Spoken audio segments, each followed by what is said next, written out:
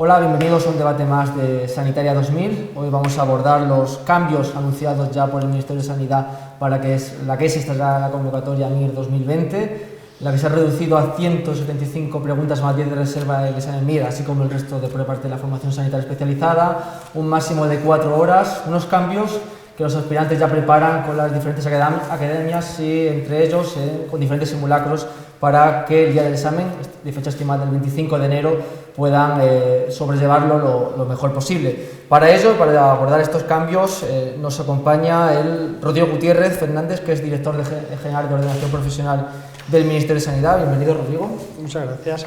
También nos acompaña el decano de la Facultad de Medicina de la Universidad Complutense de Madrid, Javier Arias Díaz. Bienvenido. Javier, gracias. También nos acompaña, como otras veces, Borja Ruiz Mateos, que es fundador y director general de AMIR. Bienvenido. Muchas gracias. Y para también tener el punto de vista de los estudiantes de medicina, su representante, Laura Martínez, presidenta del Consejo Estatal de Estudiantes de Medicina. Bienvenida. Gracias. Y otro punto de vista muy interesante también, que es el de un MIR, en este caso, que es David Guzmán Domenech, MIR de Cirugía Ortopédica y Traumatología del Hospital Universitario Infanta Leonor de Madrid. Bienvenido. Gracias. La primera pregunta la vamos a dirigir al señor Rodrigo Gutiérrez para que nos explique los motivos que han alegado, en este caso, el Ministerio de Sanidad para llevar a cabo estos cambios que de repente, según consultados a diferentes aspirantes y demás, no se esperaban de repente. Por eso queremos preguntarle por qué se han llevado a cabo estos cambios.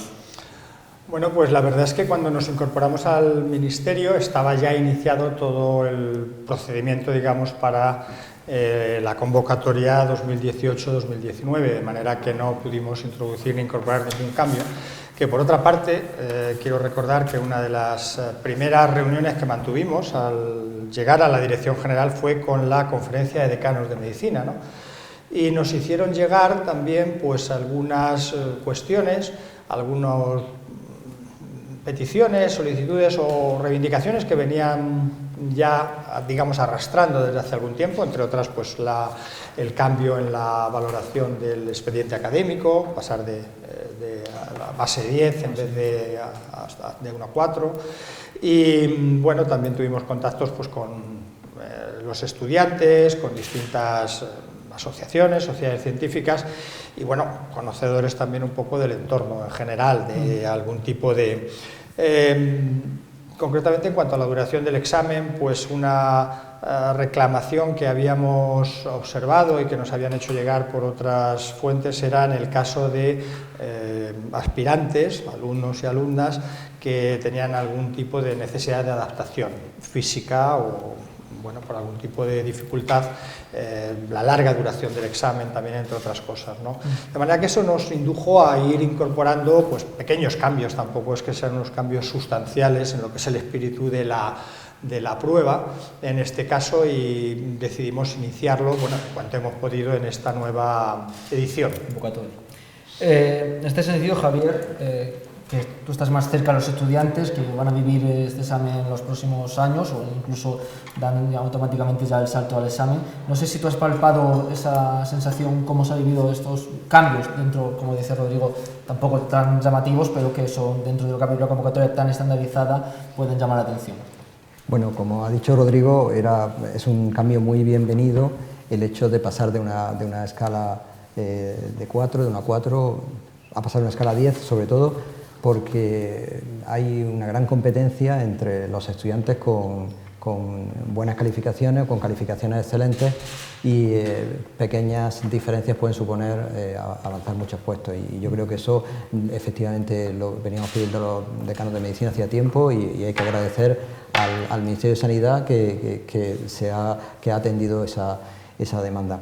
Respecto al otro cambio, a la reducción del número de preguntas, bueno, por un lado posiblemente está el tema del cansancio de los estudiantes, aunque también por otro me inquieta un poco el asunto de que al haber menos preguntas quizá de alguna manera, bien es verdad que son suficientes números, ¿no? Pero de alguna manera el factor azar podría jugar algún papel superior. Al haber 225 preguntas, Si se tiene mala suerte en, digamos, 5 preguntas, pues se diluye entre 25. Si se tiene que diluir entre 175, digamos, el factor azar pesaría un poco más, el factor mala suerte o el factor casualidad podría pesar un poco más. El cansancio de los estudiantes, pues siempre pienso que son gente joven que además está muy entrenada, que se entrena en hacer, con lo cual quizá no es un factor, se minimiza, el factor agotamiento quizás se minimice, pero bueno, es también cuestión de debate. Muy bien, gracias. Desde las academias hablábamos, cuando se conocieron estos cambios, de que se reducía el factor de discriminación, en este caso, al reducir las preguntas.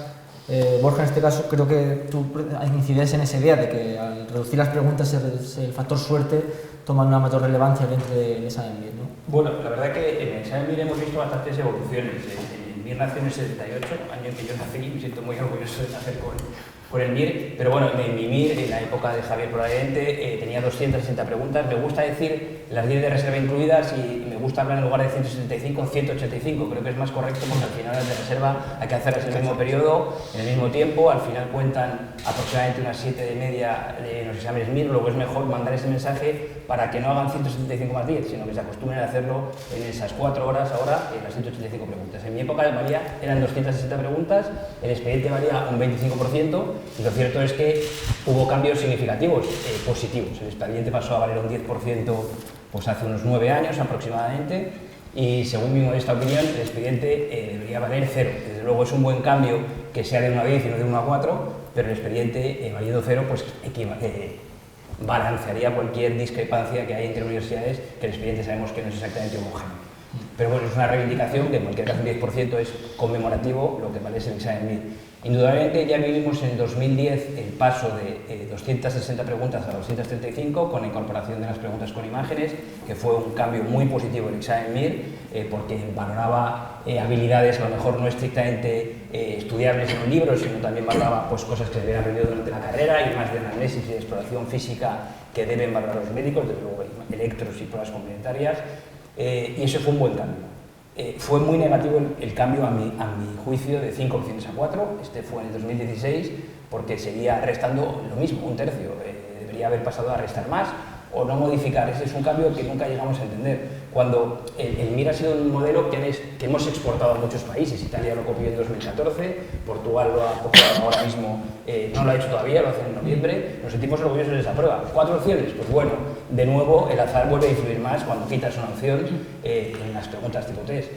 Y la reducción a 185 preguntas, pues bueno, entiendo los argumentos de la fatiga, pero al final un médico tiene que entrenarse, aunque esto es un examen tipo test, a situaciones extremas, y de guardia estás 24 horas y estás cansado, y tenemos que aprender a gestionar esa fatiga para accesos clínicos. Pero bueno, 185 preguntas sigue siendo aceptablemente bueno, pero creo desde luego que va a llegar a mejor 235, porque al final la campana de Gauss antes con 260 era así, era más plana, con 235 se vuelve más picuda, y lo esperable hay que verlo empíricamente porque hay que ver cómo es el examen, lo cierto, a lo mejor las preguntas son individualmente más difíciles, pero lo lógico es que se vuelvan a concentrar más los resultados en esa campana de Gauss, y una pregunta va a tener mayor valor discriminativo al haber menos, y además puede pasar patológicamente que el expediente al final tenga mayor capacidad discriminatoria al marcar mayores diferencias por estar más concentrados en las puntuaciones. En este sentido, los estudiantes, que son los principales implicados para esta prueba, ¿cómo la han percibido? Bueno, a día de hoy no podemos valorar ni positiva ni negativamente los cambios en el número de preguntas ni la reducción del tiempo, porque no es una cuestión que en el Consejo se haya preguntado nunca al estudiantado, por tanto no podemos aventurarnos a ello. Sí es verdad que, bueno, muy en la línea de lo que acaba de responder Borja, nos preocupa pues, la parte, ¿no?, de que pueda haber una reducción de la discriminación, también si el examen no está mejor hecho en sí mismo, ¿no? Pero bueno, con respecto a estos cambios concretos sobre la duración del examen, poco más puedo decir. Estamos a la espera de nuestra siguiente Asamblea General, en la cual vamos a preguntar al estudiantado qué percibe sobre esto. Sin duda alguna también habrá que tener en cuenta cómo van a ser los resultados del examen, porque realmente hasta que no se haga no vamos a poder valorar si el cambio ha sido mucho más positivo o mucho más negativo con respecto a generaciones anteriores. Y luego, con respecto a los cambios realizados en el baremo, bueno, ya el Ministerio también lo sabía, Rodrigo lo conoce, la posición del Consejo es igual que la de la Conferencia de Decanos, estamos a favor de este cambio en el baremo, y aparte de esto sí que consideramos necesario y que sería muy óptimo que desde el Ministerio y desde las universidades se corrigieran las notas, las notas del expediente mediante un estudio que permitiera la normalización de estas notas para así reducir las diferencias entre las unidades docentes. Y esto sería a grandes rasgos. Vale. Y desde la barrera ya, David Domenet, ya has pasado ese examen, ya te libres de estos cambios, pero no sé tú qué consejo podrías dar para afrontar los nuevos. Entiendo que el modelo de estudio debe de respetarse y seguir siendo el mismo que se aplicaba anteriormente, ¿no? Sí, bueno, yo creo que si tuviera que darles un consejo, claramente sería que no cunda el pánico, ¿no? Yo creo que todos los aspirantes ahora van a decir, ¿por qué a mí? Sabía que iba a pasar algo así, tengo muy mala suerte, ¿por qué en mi generación, no? Y yo les quiero decir que es un cambio que es universal y que todos tienen las mismas condiciones, de manera que no hay diferencias y tienen que prepararse el examen MIR, como lo llevamos haciendo todos los médicos, yo creo, a lo largo de la historia. Yo creo que preparárselo de manera aislada es un error, creo que hay que apuntarse a una academia, dada la ausencia de un temario oficial, de un temario público, ¿vale? Y sobre todo eso, que no cunda el pánico, que estén tranquilos, que sigan las recomendaciones, que no se saturen. Yo creo que un error muy común en los estudiantes es intentar querer abarcarlo todo en poco tiempo. Y yo creo que eso es un error porque esta es como una maratón en la que te puedes fatigar muy pronto y tienen que ir poco a poco siguiendo las indicaciones. Y si son 235, pues son 235 y si son 175, igual. Una ventaja que puede sonar un poco jocosa es que a la hora de hacer los simulacros pues tendrán una hora menos de fatiga, sumado todos los simulacros que hagas durante los 7-8 meses, pues es vida ganada y descanso de cara al examen el día que te presentes. No se haya visto de ese modo. Jesús, por hacer un comentario de lo que ha dicho Laura, sí. Y he escuchado a Rodrigo decir lo de aplicar algún factor corrector, que le he escuchado, Rodrigo está diciendo así como algún ajuste. Mirad, en Portugal, que os digo, se hace ese ajuste, es decir, si la media está desviada 3 décimas en una universidad con respecto a la media, pues se baja proporcionalmente eso.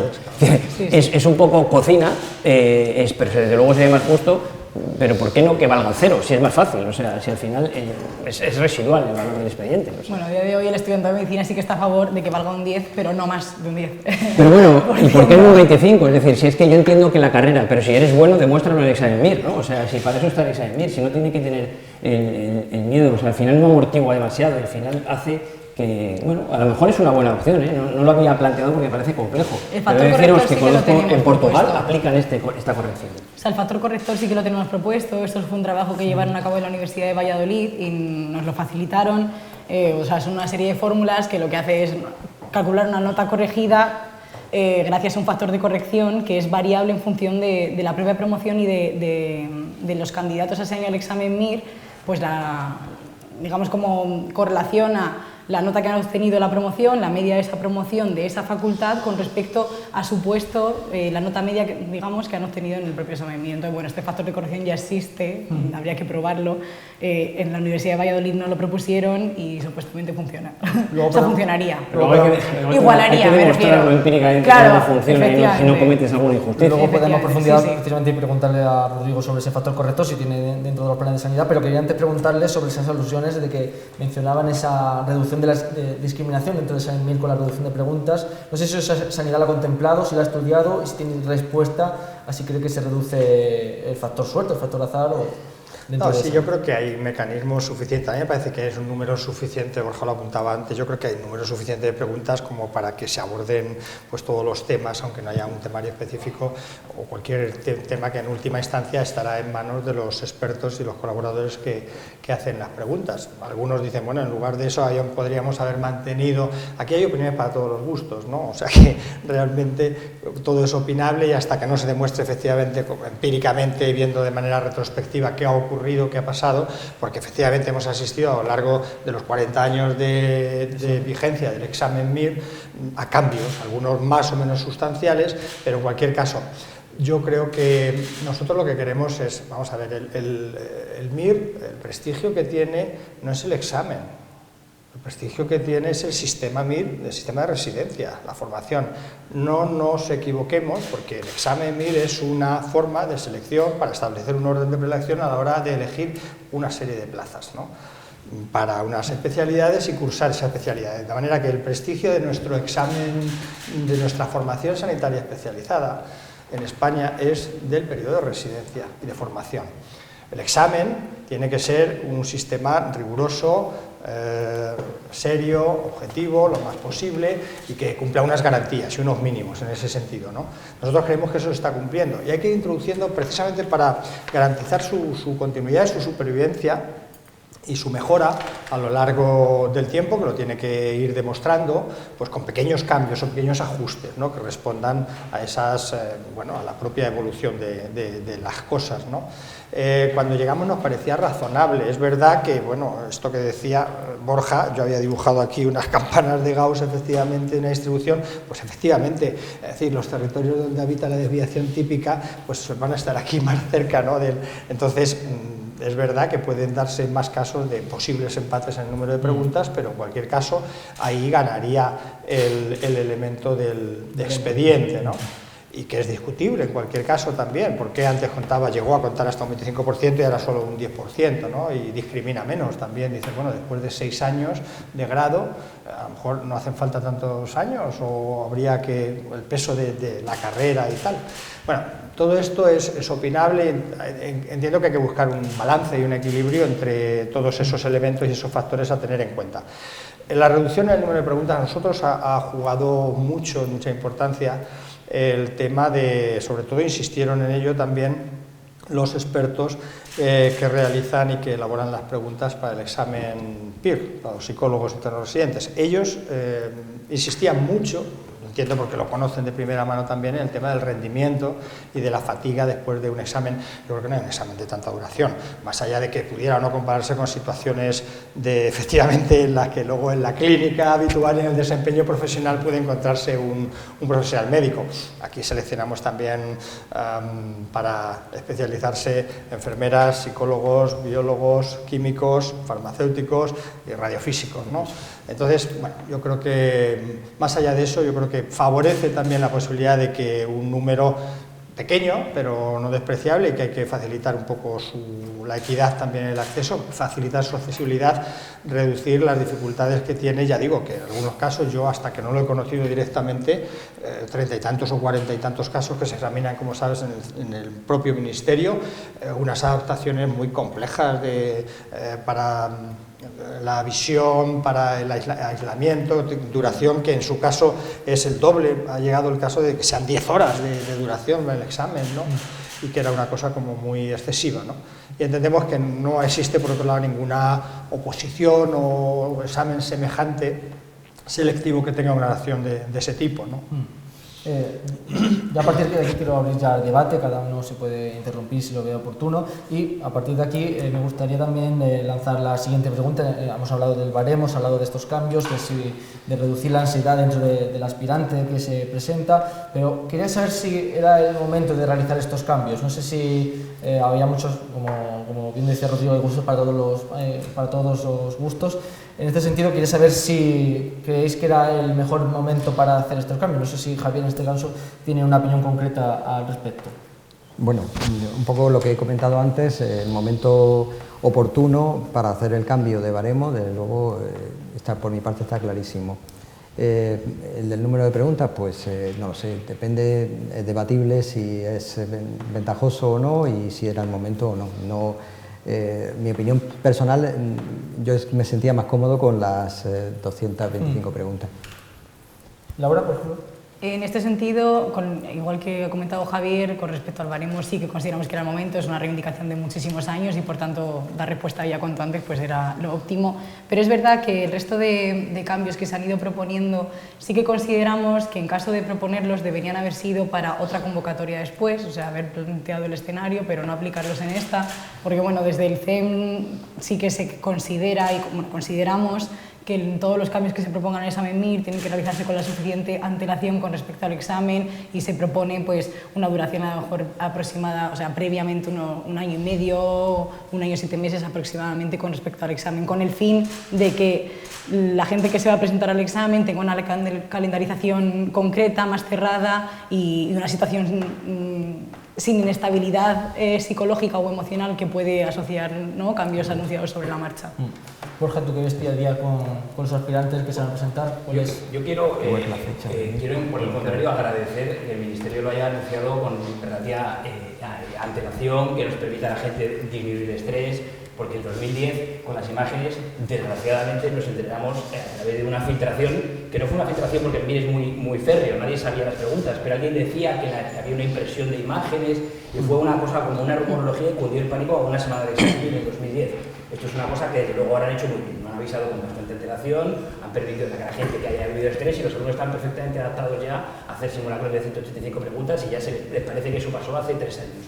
Aunque el cambio está adecuadamente anunciado y ahí quiero agradecer la verdad que lo hayan hecho bien. Bueno, pero en este sentido sí que nosotros tenemos que decir esto porque nos han llegado muchísimos compañeros y futuros candidatos al examen con muchísimas preguntas sobre cuándo va a ser la fecha, qué implicaciones tienen las diferentes medidas que se aprobaron el 29 de julio en la Comisión de Recursos Humanos, cuándo van a acabar de salir el resto de fechas que mismamente comentábamos previamente. Entonces, claro, sí que la preocupación ha sido patente y se ha demostrado y han acudido a sus antiguas delegaciones, a nosotros directamente por correo electrónico, por redes sociales. Entonces, bueno, a lo mejor no ha sido el caso tan alarmante, ¿no?, como en 2010 con las imágenes, como comentaba Borja, pero sí que cierta inestabilidad ha ocasionado. Porque genera inestabilidad el que no haya un temario oficial, que a mí me parece bien porque es toda la medicina y tiene que tener amplitud y flexibilidad, genera el estrés de mi MIR va a cambiar, seguro que va a haber una distribución distinta de las asignaturas y aunque no hay una ley escrita, hay una ley no oficial que hay una serie de preguntas que tienen que aparecer constantemente en el examen MIR porque al final es una cosa que acceden gente a ver pacientes en su mayoría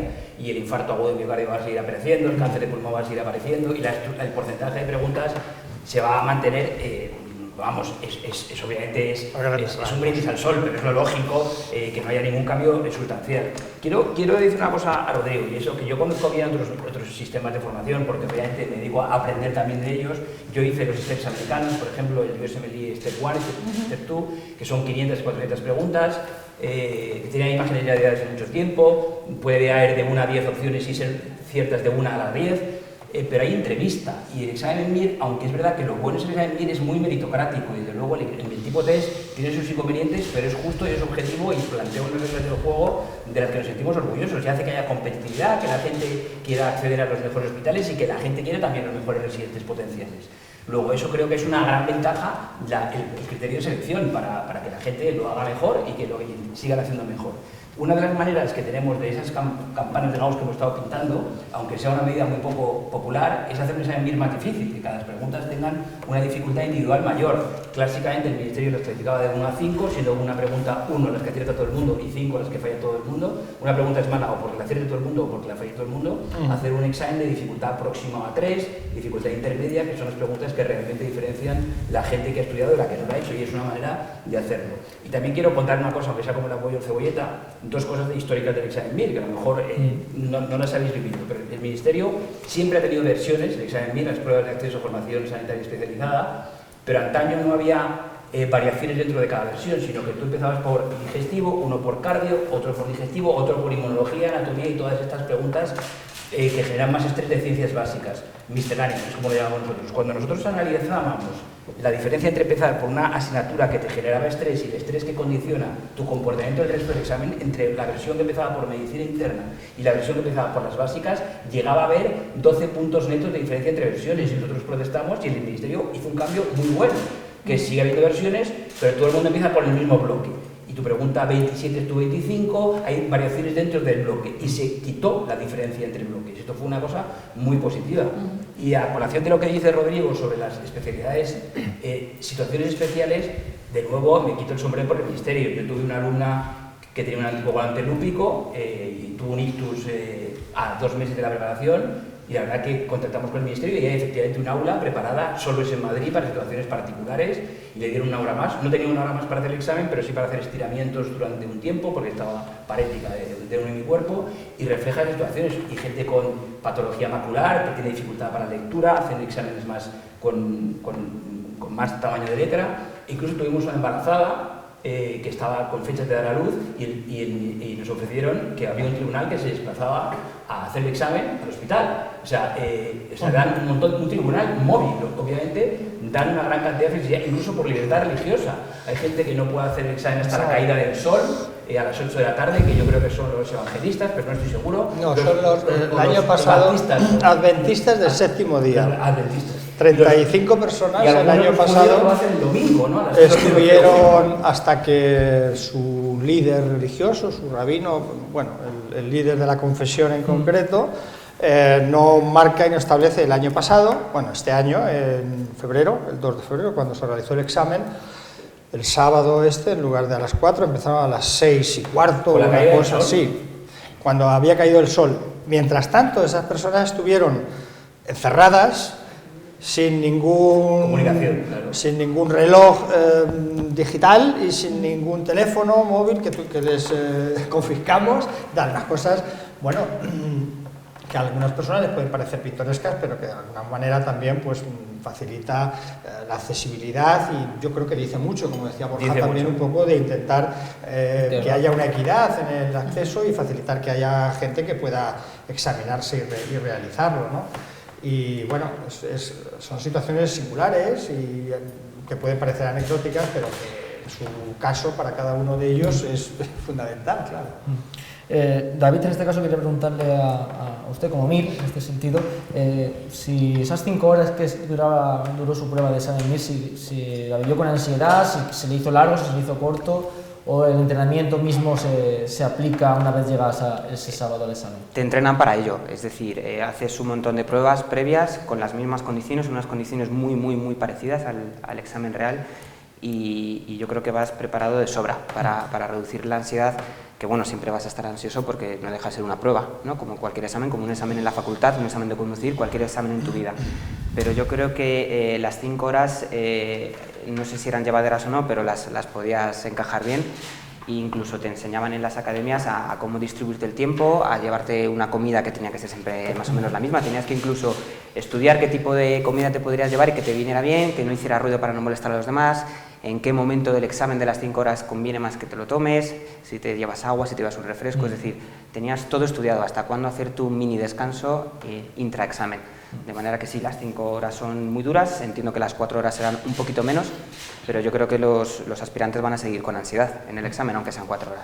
Quiero abrir una nueva vía de debate. Habéis mencionado antes el tema de entrevistas, que puede ser un nuevo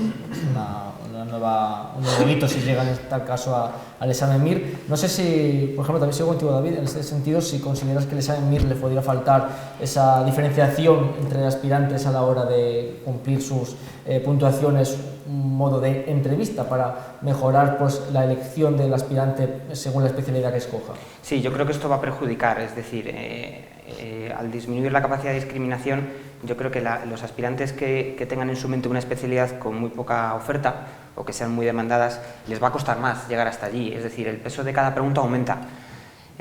Los fallos se van a pagar mucho más y el azar tiene un papel un poquito más importante que antes.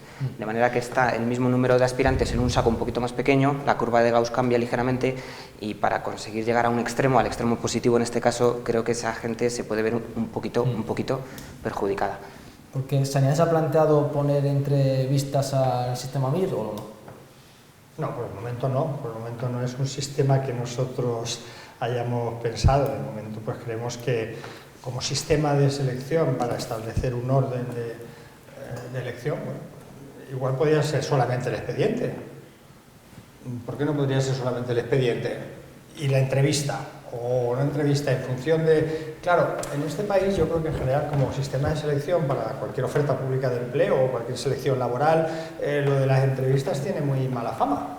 Yo creo que está muy generalizado, parece que es que necesariamente va a haber algún tipo de enchufe o algún tipo de, ¿no?, de preferencia y demás, ¿no?, de sesgo a la hora de elegir a las personas, pero sí se podrían incorporar. No es algo que esté por supuesto, nunca se ha pensado, yo creo, a lo largo de este tiempo, pero es verdad que en otros lugares, en otros países, a la hora de seleccionar a los candidatos, a las personas que van a formarse como futuros médicos, pues se puede hacer esta posibilidad. Nosotros no lo hemos planteado desde luego. ¿Una entrevista sería una prueba lo suficientemente objetiva? Yo tengo mis dudas de que una entrevista... Bueno, es difícil porque hay muchísimos aspirantes, o sea, se hace en otras cosas, jefaturas de servicios, se hacen paneles que todos sabemos que a lo mejor no tienen la objetividad ideal. Hay otros medios que sí lo tienen, ¿eh? En Reino Unido funcionan idealmente, pero porque tienen otra cultura en la que la entrevista es claramente, hay unos clics a señalar, donde se deja muy poco al azar. El ámbito anglosajón. El ámbito anglosajón, sí. Pero desde luego en nuestro medio vamos a mejorar lo que tenemos, no empeorar lo que tenemos con una entrevista que abre un melón de subjetividad muy alto. O sea, el examen todavía es mejorable, se puede digitalizar, se pueden poner vídeos, se pueden poner cosas que están en la palestra y en los próximos años lo vamos a vivir seguro. Desde el Consejo sí que consideramos, a lo mejor en cuanto a implementar innovaciones dentro del propio examen MIR, es que, bueno, aparte de aumentar la cantidad a lo mejor de preguntas enfocadas más en razonamiento clínico o imágenes, que bueno, eso ya es una tendencia que se está realizando, es el evaluar de alguna forma un componente práctico. ¿Cómo hacerlo? No tenemos aún la clave, pero es verdad que en la educación médica hay evidencia más que de sobra y suficiente que prueba que hay muchísimas pruebas que son realmente objetivas, bueno, pero es la COE, ¿no?, como está comentando Rodrigo, pero bueno, o sea, no tenemos exactamente la forma, pero sí que consideramos que sería muy positivo, puesto que el MIR está condicionando enormemente la docencia que hay en las aulas, en el propio grado de medicina. Entonces, bueno, al final todo está interrelacionado, ¿no? Entonces, si el MIR es la prueba final que tenemos que hacer para poder acceder a ejercer la medicina en España, pues obviamente se está condicionando cómo se da la docencia en las aulas y estamos pidiendo que haya más, un componente práctico mayor, ¿no? Pues entonces sí que sería positivo evaluar o estudiar la forma de implementar esto dentro del propio examen MIR.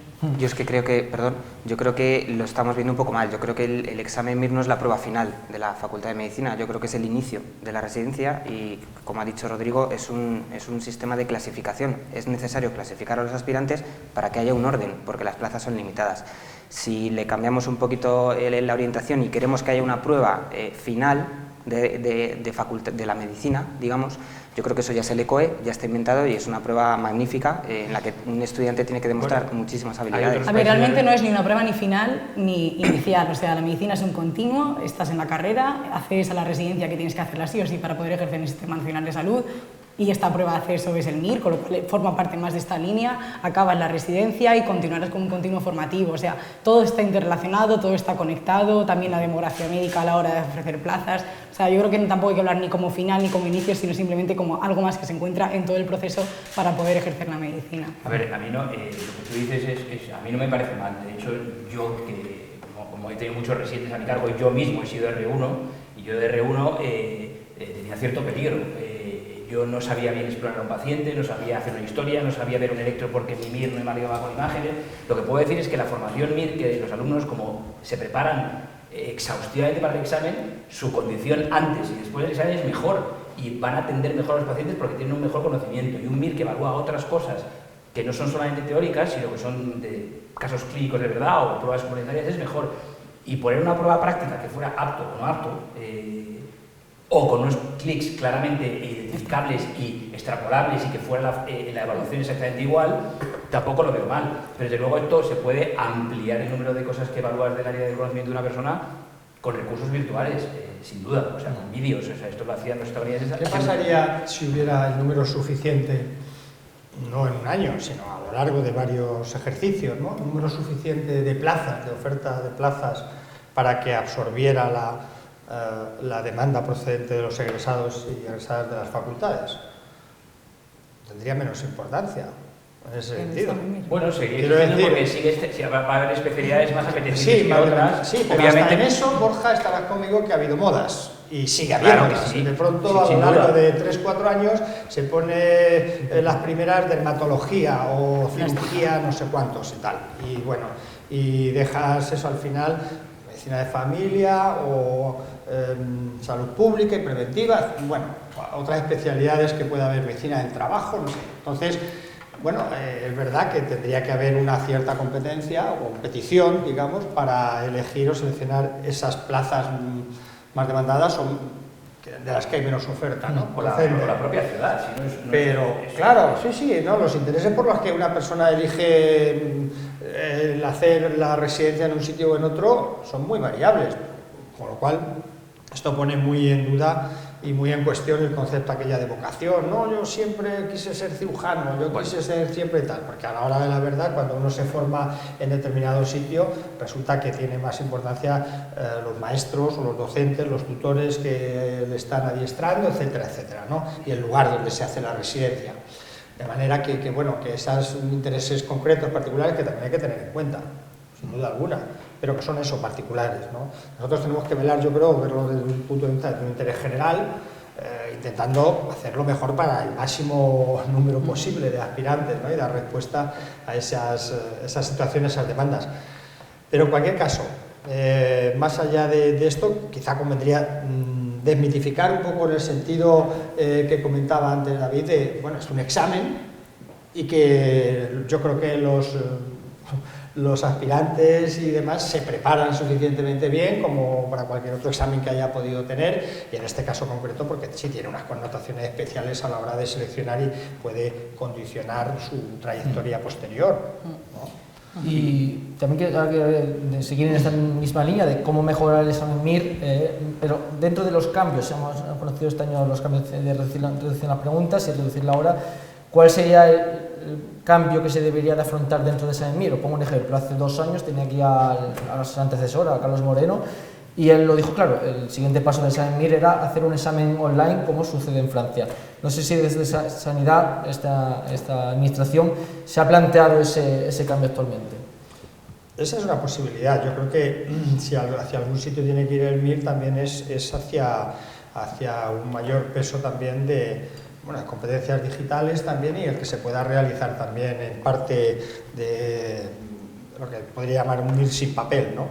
Tanto en la realización como en la gestión del mismo, que ya este año pues, se ha aumentado notablemente. El año pasado, por ejemplo, hubo, como curiosidad, a fecha del viernes pasado, que acabó el plazo para recibir las solicitudes de admisión a las pruebas selectivas, había 44.914 instancias, de las que 12.572 eran íntegramente electrónicas. El año pasado habían sido 2.000, de manera que el año pasado algo no se estaba haciendo bien o no estábamos lo suficientemente bien como para no facilitarlo. Yo creo que en este momento estamos ahora depurando para saber exactamente, porque hay algunos registros que pueden estar duplicados porque se hayan incorporado documentación, etcétera, y estamos todavía a la espera. Hoy es martes, fue el viernes pasado cuando acabó el plazo, pues de posibles solicitudes que se hayan hecho en otros lugares descentralizados, en subdelegaciones del gobierno, o incluso en el extranjero, etcétera. Pero ahí están sumadas todas y habrá algún duplicado. Puede haber algún duplicado, pero sí, no pero falta calculamos, no falta esos 44.000, yo calculo que como máximo con eso vamos a estar alrededor de 40.000. El año pasado fueron 36.000 y pico, pues 3.000 más, 2.000, 3.000 más es lo que pensaba, más o menos. O sea, de manera que, bueno, tenemos que ir a eso, a gestionarlo también online, que se pueda realizar el examen pues, o con tablets o con los sistemas que comentaba Borja también, vídeos, etcétera, incorporar más pues, imágenes, gráficas, etcétera, ese tipo de cosas, pero no es... A ver, son cambios que habrá que ir haciendo puntualmente. Tiene un coste, alto, porque por ejemplo en Italia, que también lo hacen digital, se utiliza un ordenador nuevo para cada estudiante que luego se reutiliza en la administración, pero ese ordenador es nuevo, completamente.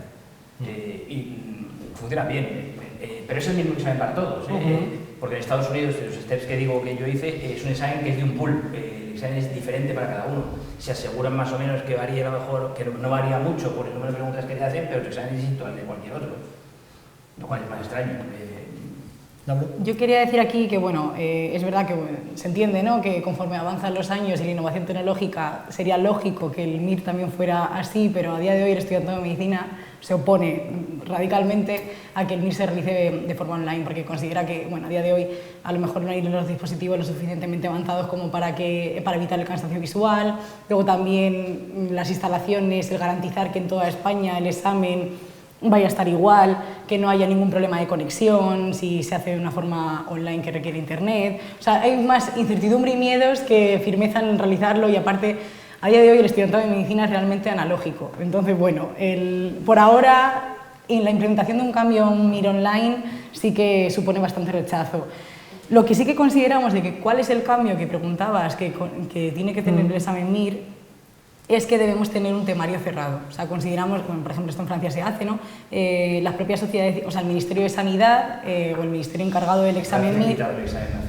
Bueno, se hacía, pero lo que quiero decir es que el argumento que escribimos es que, o sea, el examen MIR debería realizarse, poder prepararse en base a un temario cerrado que lo administraría el Ministerio de Sanidad, respaldado y revisado por las sociedades científicas, de forma que sería un temario, como me ocurre en algunas oposiciones, ¿no? Que tiene su temario específico, y aparte, a la hora de hacer las preguntas y de la revisión de las mismas y de las impugnaciones y demás, siempre estaría la misma bibliografía asociada a las preguntas, y por tanto entendemos que también la cantidad de impugnaciones al examen pues serían menores, puesto que estarían más revisadas en base a una bibliografía cerrada y no tanto como lo que tenemos ahora mismo, que es la medicina en general. Esa petición lleva de años. Años. No sé si... Yo no soy partidario. Sencillamente la gente estudiaría el examen MIR, no estudiaría la carrera. ¿Para qué estudiar distintas disciplinas o materias?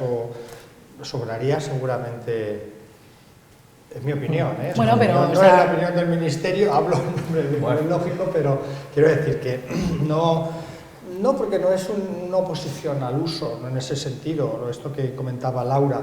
Yo creo que el examen MIR lo que hace es, los comités de expertos que realizan las preguntas intentan, bueno, buscar una panorámica general del conocimiento médico. Podríamos decir igual también, pues el Harrison más no sé cuánto y tal, la cirugía y tal, y algo de esto. Y algunas estas de algunas disciplinas o materias básicas, de biología, bioquímica, anatomía, tal. Bueno, no sé, yo no soy partidario, francamente, y es algo también opinable, como es lógico, y se puede discutir, pero no es un temario en el sentido de una oposición concreta que tiene que ver con una profesión o el ejercicio y el desempeño de una materia muy concreta. Estoy pensando en una oposición ya para una especialidad médica o una oposición para la administración, para cualquier otra... Claro, pero el temario puede ser con el extenso que se quiera que sea realmente, o sea, sería el propio ministerio el que haría esa propuesta. O sea, sí que consideramos que daría también mayor estabilidad a la hora de prepararlo, en una igualdad de condiciones entre los diferentes aspirantes, sobre todo a lo mejor en cuestiones económicas. Entonces, y luego también por la parte que he dicho de tener una referencia fija de dónde o sea, en base a qué se elaboran unas preguntas y en base a qué no. Creo que Javier bueno,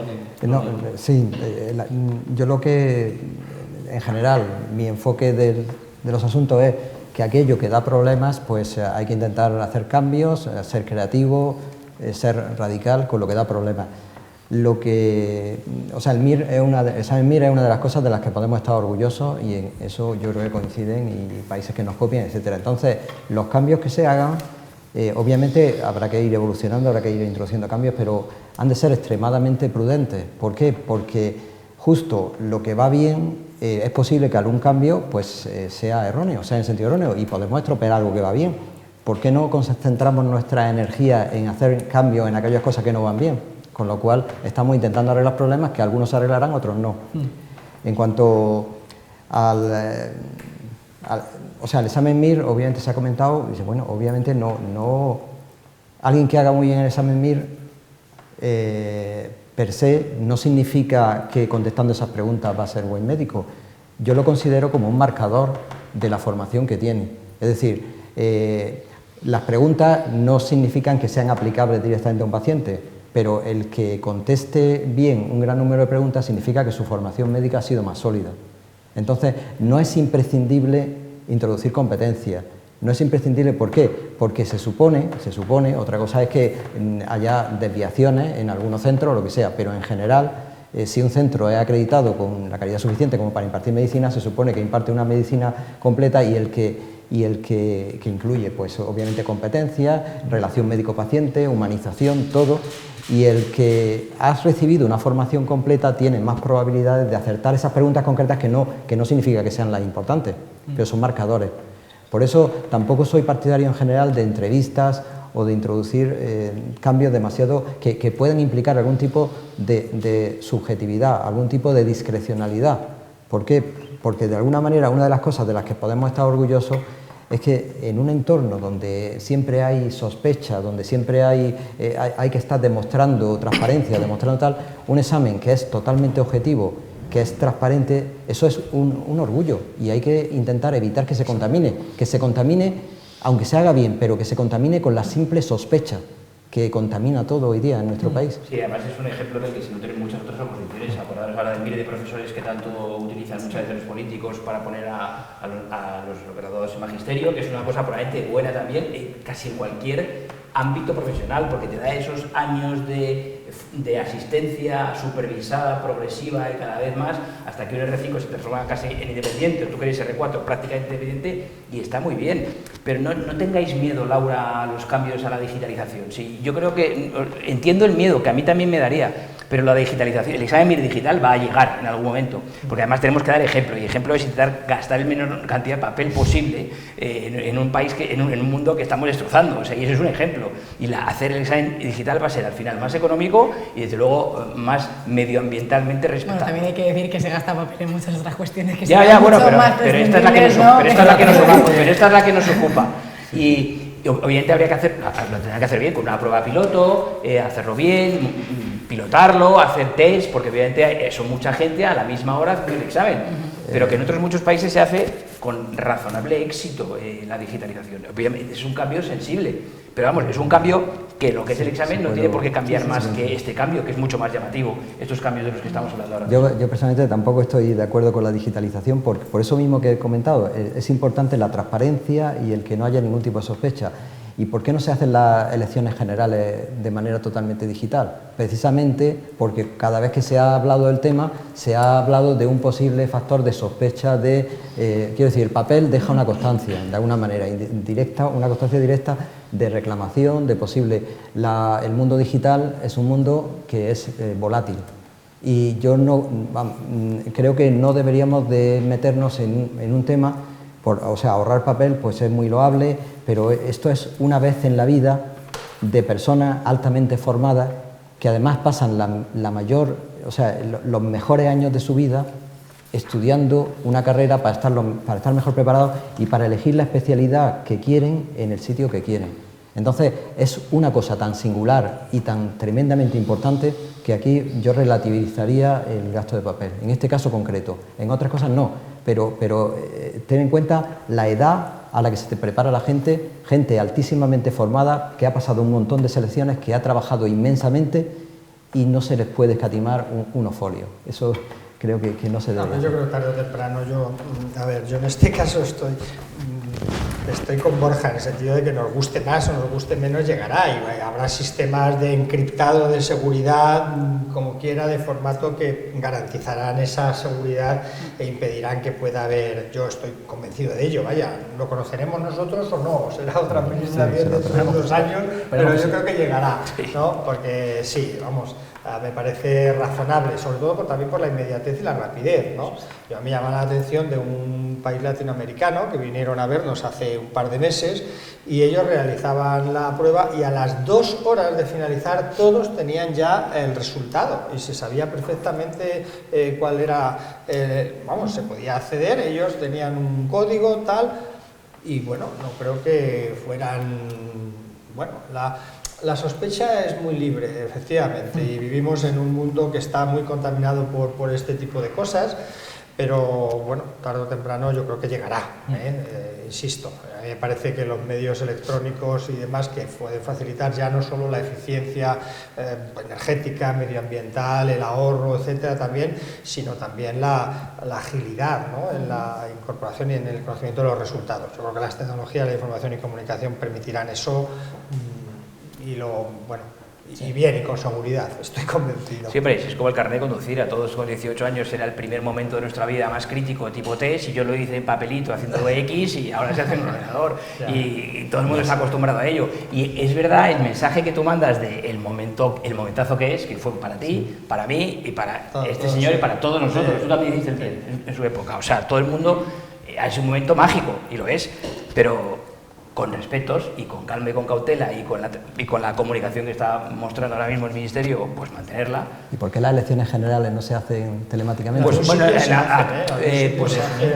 probablemente porque haya que hacer una inversión inicial potente y porque, bueno, vaya, o sea... Y hay pruebas, ha habido pruebas, como sabes, Javier, ha habido pruebas en algunos lugares, pilotos y tal, para comprobar efectivamente, y hay un ajuste bastante... no sé exactamente si hay un país exclusivo donde se realice exclusivamente por medios electrónicos, yo creo que sí, juraría que sí, pero... Las elecciones seguro. Y en Canadá me consta que en algunos estados se han hecho, ¿no? Bueno, si queremos poner unas elecciones políticas como el máximo de eso que tiene que garantizar una objetividad, un equilibrio, un esto tal, pues posiblemente pueda ser el modelo a seguir, pero se terminarán haciendo también. Para muchos es más importante que las elecciones, seguro. Y quería, ya para ir terminando, centrarnos en el calendario. Se conoce la fecha estimada de lo que va a ser el examen MIR, el 25 de enero. Se adelanta una semana en comparación a hace un año. En este sentido, no sé si ha habido algún motivo, lo digo desde Sanidad, para adelantarlo, y también ha habido bastantes críticas, o también hay que decirlo, de que esa fecha no saliera publicada en el BOE, en la convocatoria oficial, como se ha sucedido en años anteriores. No sé si en ese sentido qué motivo ha habido. No, el motivo, vamos a ver, en el BOE uno puede seguir perfectamente leyendo la orden con atención y dice el calendario estimado y uno puede casi deducirla. Y dice, plazo de presentación de solicitudes, desde el 10 de septiembre, el día siguiente de publicarse la orden, el año pasado fue el 14 de septiembre, este año lo hicimos 4 o 5 días antes, al 10 de octubre, ha sido el 11 porque hubo un día más para garantizar el que se pudieran recibir las solicitudes electrónicas. Hay un plazo de publicación de las relaciones provisionales de admitidos y excluidos. Como en este país somos tan garantistas, también tenemos que establecer un plazo de reclamaciones de 10 días contra ese listado provisional. Posteriormente, tenemos hasta 2 meses para publicar el listado definitivo a los aspirantes admitidos y excluidos. Y la fecha, en ese momento es cuando se decía en la orden, la Dirección General de Ordenación Profesional emitirá una resolución diciendo la fecha en que se realizará el examen. Bueno, uno puede concluir después de todos esos plazos y tal que aproximadamente sería en la última semana o penúltima de enero, ¿no? Nosotros hemos querido adelantar un poco y de hecho ya esto es algo que habíamos comentado también en el seno del Consejo Interterritorial y de la Comisión de Recursos Humanos del Sistema Nacional de Salud. Nuestra intención era aproximar algo más la fecha de realización de examen a la fecha de terminación lo dijimos además en las reuniones que mantuvimos con la conferencia de decanos y con los estudiantes, a la fecha de terminación de la carrera, ¿no? del grado. Y bueno, yo recuerdo que en años anteriores haber sido hasta en octubre, noviembre, por ahí. Pero era cuando era familia, ¿no? Cuando había 2 convocatorias, ¿no? De medicina de esa atención fue un primaria. extraordinario, pero antes también, hablo de los años 90 aproximadamente, eran dentro del mismo año de que se finalizaba la carrera, y entonces se acababa muchas veces en septiembre también, ¿no? Con lo cual, habría que intentar, la oposición, yo recuerdo Laura hablando y tal, que tenían, es porque en algunos sitios acaban de terminar o no les ha dado tiempo o tal, ¿no? Pero yo creo que sería razonable, entre otras cosas, porque en su conjunto, de manera agregada y acumulada, ganaríamos bastantes meses en que las personas que van a hacer su formación pudieran incorporarse antes también a los distintos servicios de salud y a las unidades docentes donde van a empezar la formación, ¿no? Si tenemos en cuenta que se acaba en junio, los que hayan finalizado en junio, el examen se realiza en febrero, como este año, la toma de posesión, etcétera y tal, viene a ser en mayo, finales de mayo. En mayo, junio están muchos de los tutores, posiblemente, a lo mejor en el verano van a tomar vacaciones y tal. Y resulta que materialmente estos nuevos especialistas en formación pues empiezan hasta casi septiembre, un año después de haber acabado la carrera, la formación, ¿no? Mayo, finales de mayo se incorporan. Finales de mayo, primeros de junio. Pero algo hemos ¿no? mejorado, aunque adelantar el examen es razonable. En mi MIR se hizo en abril, no me acuerdo, no sé si que recordáis la fecha, pero el mío fue el 23 de abril y hasta el 2002 había una convocatoria de medicina de atención primaria en octubre. Hubo 5 o 6, varios años, no recuerdo exactamente. Y cuando lo fusionaron en un único examen, se pactó ir adelantándolo progresivamente hasta hacerlo lo más próximo a comenzar el año. Y yo me incorporé al hospital a finales de julio, que es un drama, porque en agosto al final te quedas casi solo, mucha gente se va de vacaciones, es un mal momento para comenzar. Desde luego, adelantarlo es mejor momento, más seguro para el paciente y para la supervisión, porque al final se quedan R1 de guardia, que no es el mejor que se quede. O sea, desde luego es mejor para el sistema, adelantarlo un poco es razonable. Una cosa que yo quiero preguntarte, y si no te lo pregunto, me hago sangre en la lengua. ¿Por qué no vais a dejar de llevarnos estos cuadernillos en papel tan cotizados, que nos gusta tanto y que yo aún conservo mi examen MIR? ¿Por qué no vais a dejar de llevarlos este año? ¿Cuál es el motivo que subyace en esto? No hay ninguna. Eso, entre otras cosas, motivos de seguridad también que había. No está tan cotizado, porque de hecho las empresas de seguridad que contratamos para recoger y tal tienen que estar esperando hasta el final para recoger cuadernillos que se abandonan, se dejan por allí y tal, tiene nombre y apellidos puesto, etcétera, ¿no? Las preguntas se van a colgar inmediatamente que acabe y se recoja el último cuestionario, la última hoja de respuestas, se publicarán en la página web del Ministerio, de manera que si es por eso simplemente, si es por un motivo un poco eso de conservar el cuadernillo con el cual yo me examiné, el papel de conservación y tal, pues no. Pero bueno, esa ha sido...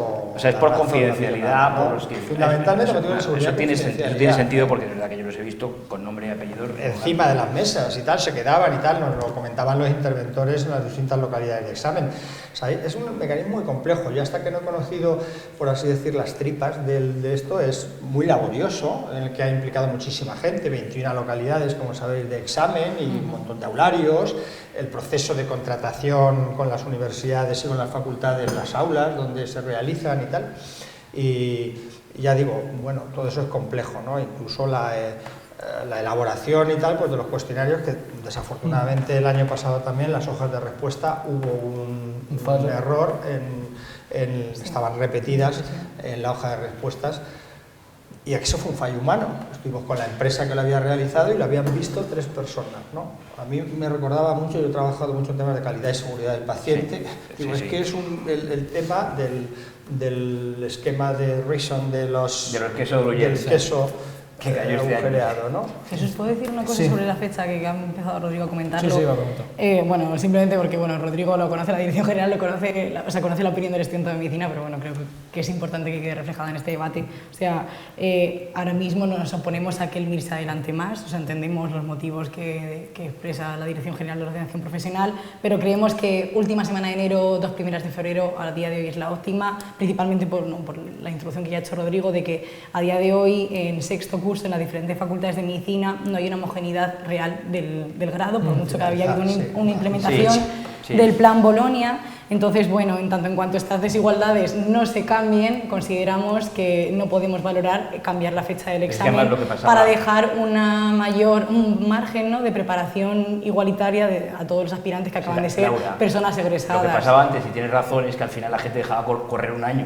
O sea, porque al final, si es en octubre, la gente dice, mira, acabo extenuado, sobre todo antes, que los sextos eran más dramáticos. Mucho más cargados, probablemente. O sea, la gente dejaba correr un año. O sea, que al final esos meses que pretendemos ganar, bueno, a lo mejor lo gana el médico, el que tiene un año más tranquilo en algunas cosas, pero bueno, enero, probablemente es imposible adelantarlo más de enero, porque al final hay muchas actas que salen a finales de septiembre, que se gradúan, exámenes finales, y es que no da tiempo. Efectivamente. No da tiempo. Pues en esa horquilla se mueve actualmente la fecha estimada. Ya para terminar, que nos queda prácticamente 3 minutos, os pediría 30 segundos a modo de resumen de conclusión de lo que os deja estos cambios, de lo que queda por venir y, como no, también de lo que esperáis para esta convocatoria, desde el punto de vista de estudiantes y también, como no, desde el punto de vista del Ministerio de Sanidad. Puedes empezar, Laura, si te parece, en esta... Sí, intentaré ser breve. Bueno, en primer lugar, sí, que todos los cambios que se vayan anunciando se hagan siempre con la antelación suficiente, como ya he ido comentando a lo largo del debate, para disminuir la ansiedad, ¿no?, de las personas que vayan a presentarse a esta convocatoria o a las siguientes. Luego, por otro lado, algo que llevamos como bandera, la implementación de un temario fijo. Quién sabe, el baremo en base 10 antiguamente no se veía y ahora se ve, a lo mejor el temario lo acabamos consiguiendo. Y luego pues también la valoración de hacer cambios en el examen MIR con la evaluación de un componente práctico. Bueno, podría decir muchísimas cosas más acerca del examen MIR, pero voy a ser breve. Muchas gracias.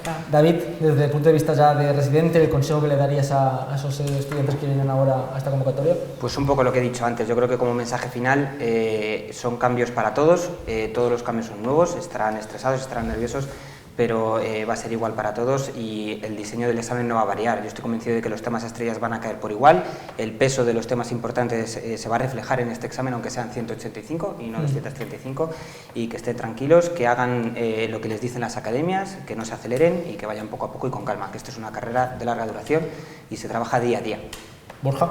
Bueno, pues aunque yo creo que la parte de incertidumbre ya la han pasado, están más que acostumbrados a la nueva situación con los simulacros que hacemos, pero que bueno, vamos a darle un voto de confianza al Ministerio, porque la verdad que los cambios que han hecho, aunque siempre hay que supervisarlos y monitorizarlos, han sido positivos en general.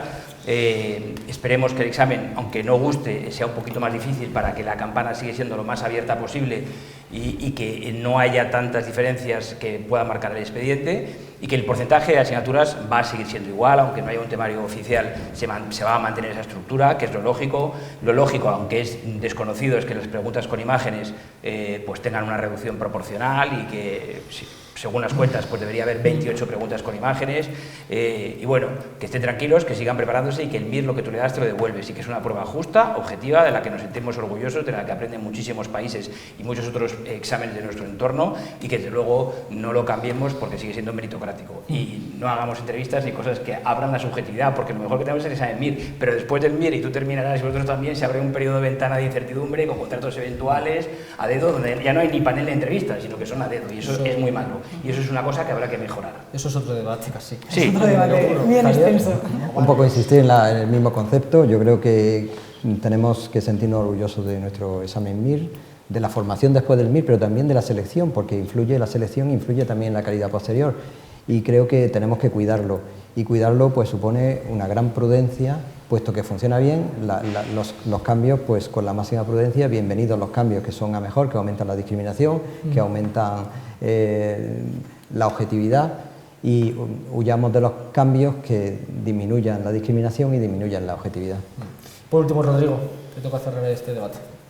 Muy bien, pues, hombre, la voluntad del Ministerio es precisamente actuar siempre con esa prudencia aristotélica que reclamaba Javier ahora, para intentar mantener pues, el prestigio y el rigor un poco y la objetividad que yo creo que siempre ha caracterizado en general y a lo largo de distintas épocas de su vigencia del examen MIR, ¿no? Yo creo que los cambios hay que conducirlos y es mejor liderarlos que dejarse arrastrar por dinámicas turbulentas y ajenas un poco a la cuestión de que se trate. Es verdad que cualquier cambio siempre produce alguna inquietud, alguna incertidumbre, ¿no? El miedo a cómo va a ser esto, pero sustancialmente yo creo que se mantiene el espíritu de lo que es el examen, y creemos que con estos pequeños ajustes, yo quiero llamar mejor ajustes, pues se mantendrá y veremos, bueno, confiamos efectivamente en que no se produzcan incidencias reseñables y errores que den lugar también a esos problemas, esa inquietud que bastante sí mismo ya tienen bastante angustia, ansiedad, incertidumbre, estrés, como se denominaba y tal, pues los estudiantes y las aspirantes que están preparando el propio examen, ¿no? Y esa es la voluntad y la intención con la que estamos incorporando estos pequeños cambios. Así sea. Pues nada, con esto despedimos este debate donde hemos repasado los cambios que se afrontarán en esta convocatoria del examen MIR. Y me quedo con una frase que ha dicho Borja Ruiz: de lo que le das al MIR, el MIR te lo devuelve, y esperemos que así sea. Muchas gracias por ver este debate. Muchas gracias.